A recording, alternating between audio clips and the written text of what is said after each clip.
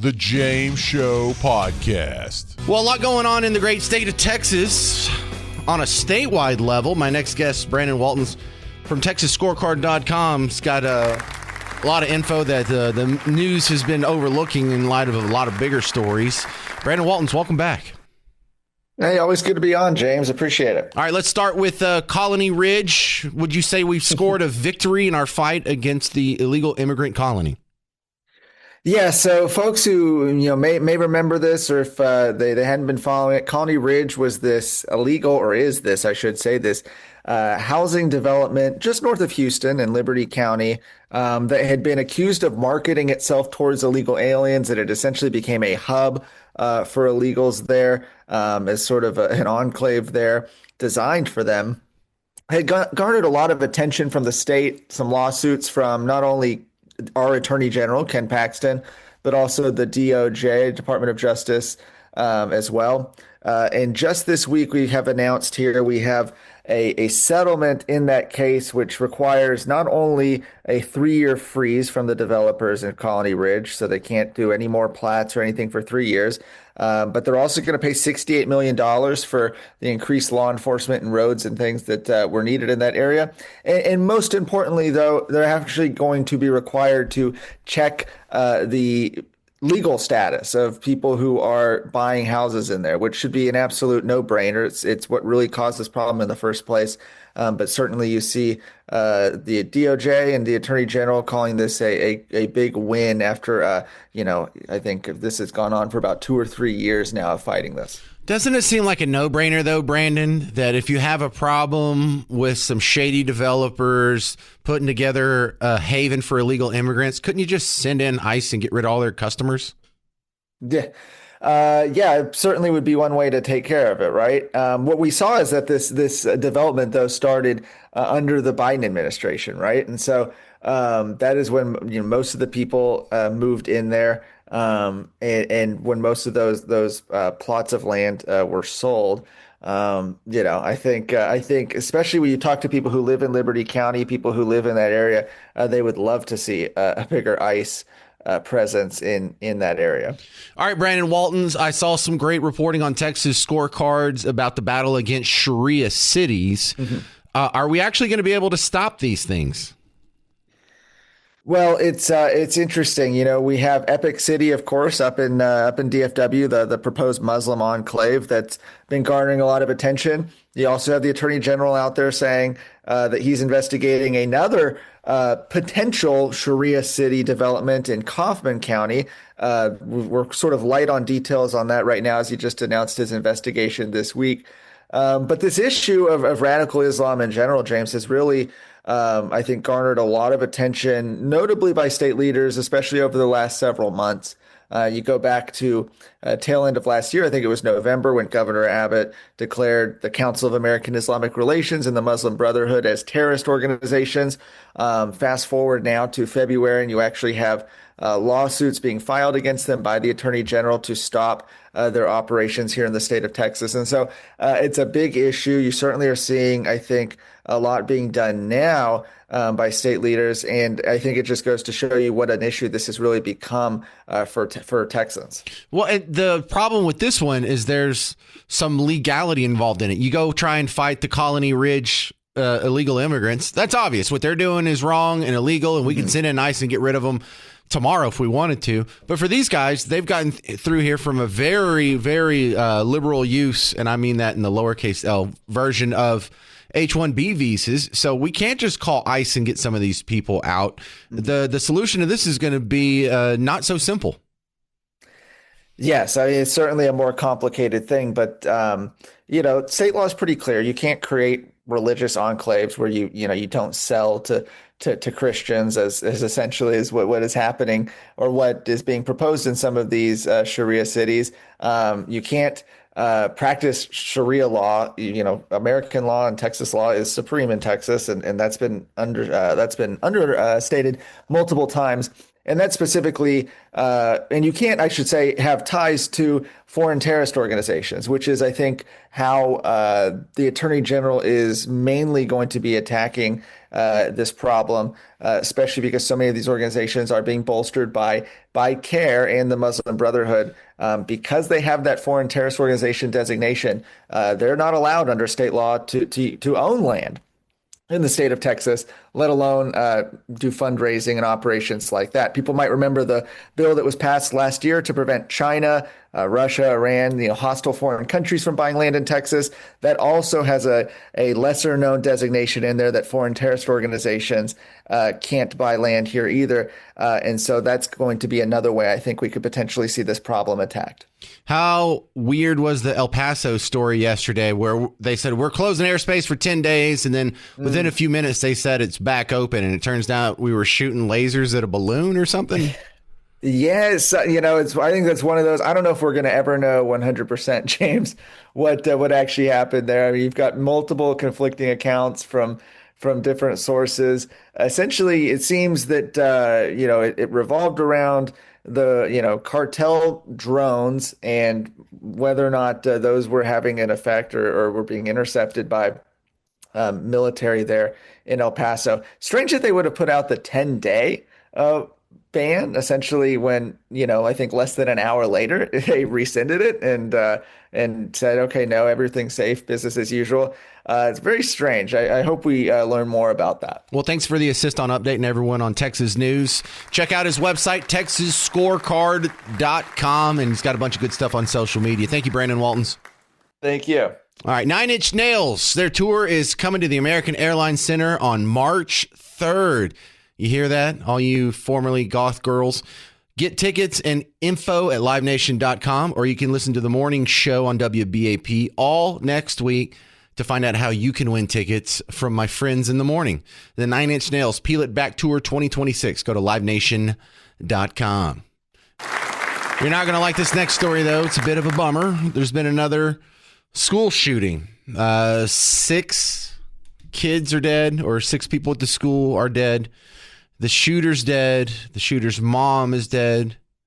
The shooter's brother is dead. Now, this is done with a handgun and a long gun that may or may not be an assault rifle. I haven't got all the descriptions here, but something weird's going on. I'm on CNN.com, and you're not going to believe this. I can't find anything about it at the top of the page. They have the border czar saying he's going to end the ICE surge in Minnesota. There's another ICE fight. There's Trump repealing EPA pollution regulations. There's an update on the snowboard half pipe at the Winter Olympics. There's gloves at Nancy Guthrie's house. There's 1, 2, 3 Epstein stories on the top. Nothing about the shoot. That's so weird. This just happened 2 days ago. You think they'd be all over this? This would be a good chance for CNN and the narrative to scare people about giving up their gun rights. Huh. Oh, no. Here it is. There's no picture. There's no description. As you get toward the bottom of the front page of CNN.com, here's one lonely headline. Gun and mental health struggles. What the apparent online footprint of the Canada school shooter tells us. Yes, the online footprint is what got your eye. Not the dude wearing lipstick, huh? The online footprint. Let's see how CBS News reported this for you. All right, now we turn to breaking news out of Canada overnight. At least 9 people have been killed and dozens more injured in shootings at a high school and a home in British Columbia. Authorities say the suspected shooter was found dead at the school from a self-inflicted injury. CBS News foreign correspondent Rami Inocencio joins us with more on this out of London. Good morning, Rami. This is a rare occurrence in Canada. What more do we know about what happened? Pretty much as rare for Canada as they are tragically common for our viewers across the United States. And hang on a second. Number one, screw you. Number two, don't you recognize propaganda when you hear it? Yeah, because you know what they're thinking. Oh, my goodness, this is going to give the gun nuts all kinds of ammo to use against us, no pun intended, because we all talk about how Canada has gun control and they don't have shootings like this. How come we're the only country that has this problem? we're the only country, major American developed country that doesn't have gun control. Well, they have gun control, and it just happened there. So in order to get in front of that, before they tell you the details of the story, they've got to set it up. Oh, yeah, this is so rare, isn't it? And they throws it to the report. Yeah, it's rare. Just as common it is, it's as rare as here as it is common in America. So we get it. It's you're laying defense for the gun control argument. We got it. Can you just report the damn story? They say they reached the school within 2 minutes of the first emergency call yesterday afternoon. Inside, they found victims in the halls and in the classrooms. And based on police reports, this is the breakdown. 6 were confirmed dead inside the school. 1 person died on the way to the hospital. And then at a home nearby, 2 more people were then found dead. And police believe that this home is linked to those attacks. Investigators say that the suspected shooter was a woman in a brown dress, found dead inside the school from what they call a self-inflicted injury. But as you expect, people there, the residents are just broken. The mayor of this town said he broke down. A pastor there said that walking the corridors of that school will never be the same again. And the premier of BC, of British Columbia, said that this is causing all of us to hug our kids a little bit tighter tonight. And that school and the only elementary school in that town are closed for the rest of this week. Yeah, so they're reporting a woman. Now, where did they get that? Well, when the RCMP, Royal Canadian Mounted Police, did their press conference, they called him. So a suspect is identified as an 18-year-old female by the name of Jessie. We have a history of police attendance at the family residence. Some of those calls were related to mental health issues. All right, now both of those parts, both of the parts of that compound sentence are super important. Number one, he calls her a female, and secondly, he says, repeated visits. This was a known entity to police because they had been to the house. So he knows damn well what the gender of the shooter really is. And the reporters do too. So they ask him maybe 8 questions into the press conference. He has to admit it. I will say this. We identified the suspect as they chose to be identified in public and in social media. I can say that Jessie was born as a biological male who approximately, the information that I have, approximately 6 years ago began to transition to female and identified as female both socially and publicly. So the people that are saying female got this same press conference info as the guy admitting they're trans. Now, let me go show you how this is reported. In NPR, they say a woman who police believe to be the shooter was also killed. Not a trans? Well, what does it say in the headline? Shootings at school and home in British Columbia, Canada leave 10 dead. They don't even admit that it's a trans shooter. The Standard in Canada. Here's the headline. Canada school shooting, 9 killed by female in dress. In Tumbler Ridge, everything we know so far. Police active shooter alert said the suspect was described as a female in a dress with brown hair. Here's the Detroit News. 10 dead after woman opens fire at high school in Canada. People magazine. Female identified as suspect in worst Canada school shooting in decades that killed 10, injured at least 25. Thankfully, that's only 9. But the St. Albert Gazette. 10 dead, including female suspect in devastating school shootings at BC school and home. Modern Diplomacy said it was a female. What is that? Something Times Now, The Independent in Britain, Yahoo News.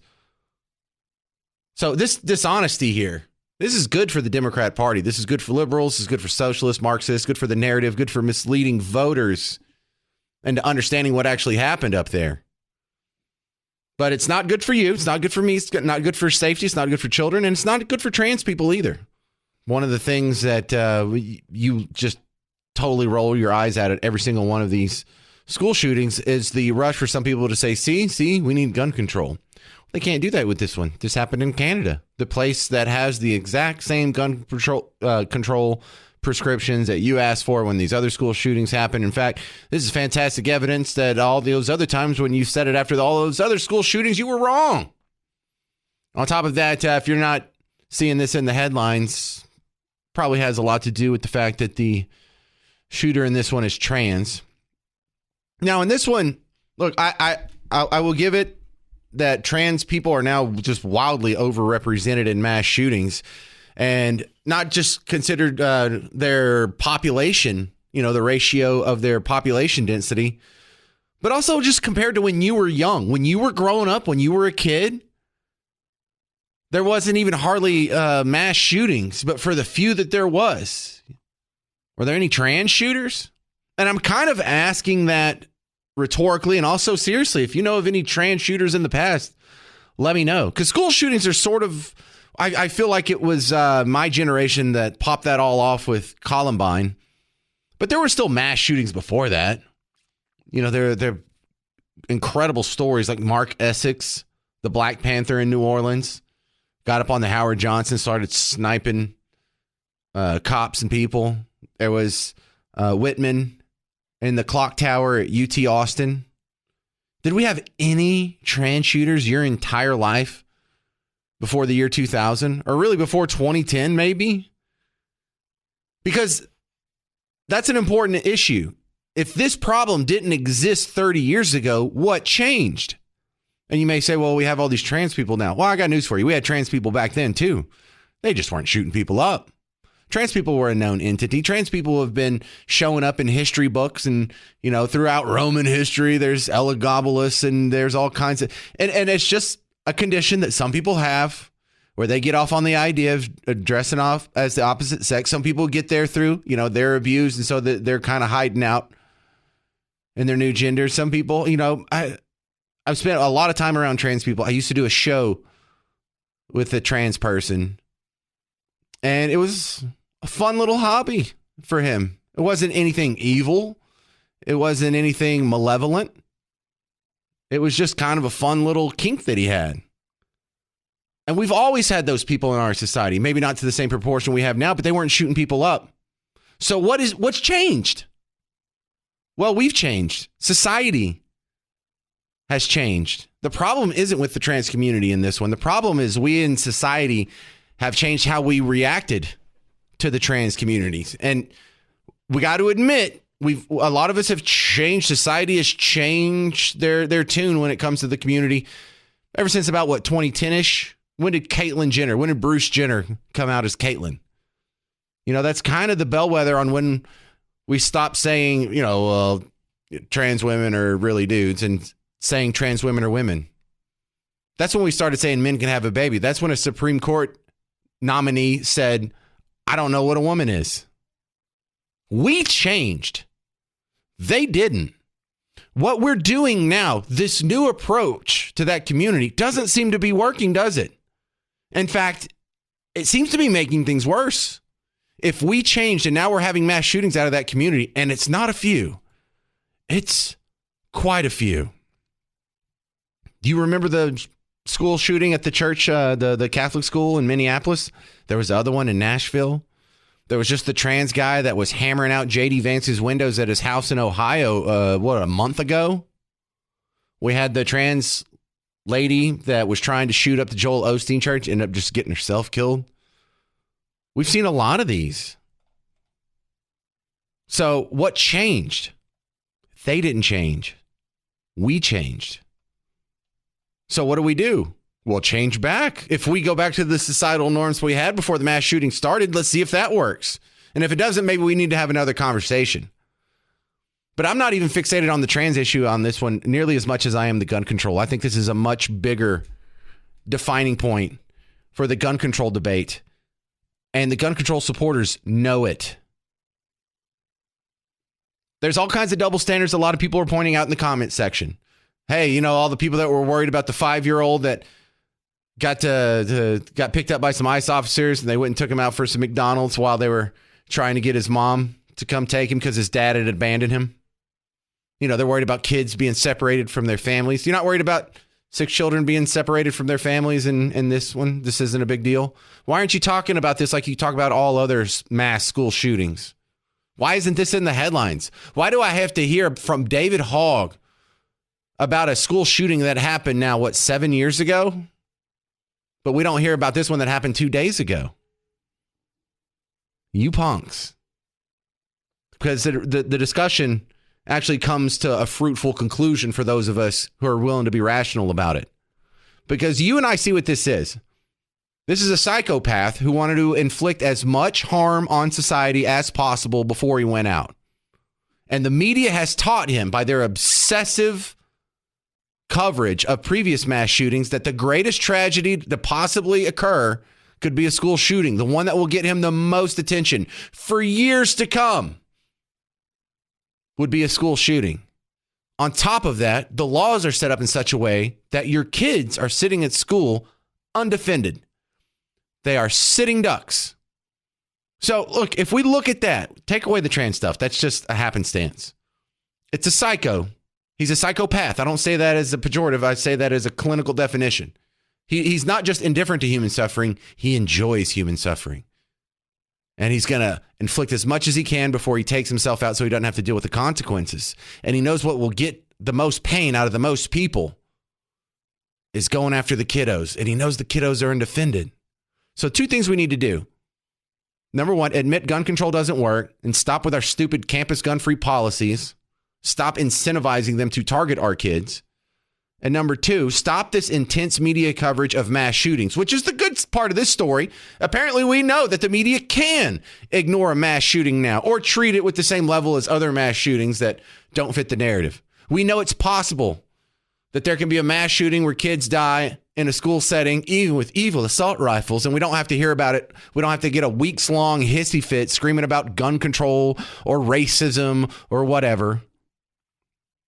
But we also know that when kids are being slaughtered in front of your face, it's only important when it fits the narrative. And that makes you pretty disgusting because that means you really, this entire time, all these arguments, all these crying, all these protests hasn't really been caring about children being slaughtered.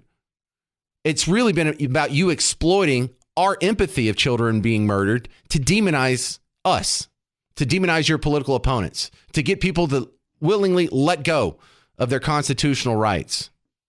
And did you hear the reporting on this? Yes, it was a handgun, semi-automatic handgun, and a long gun. We'll get you the specifics on that later. Yes, yeah, let's get accurate descriptions on the guns, but not the child murderer. We can be flimsy and cavalier with that. The James Show Podcast.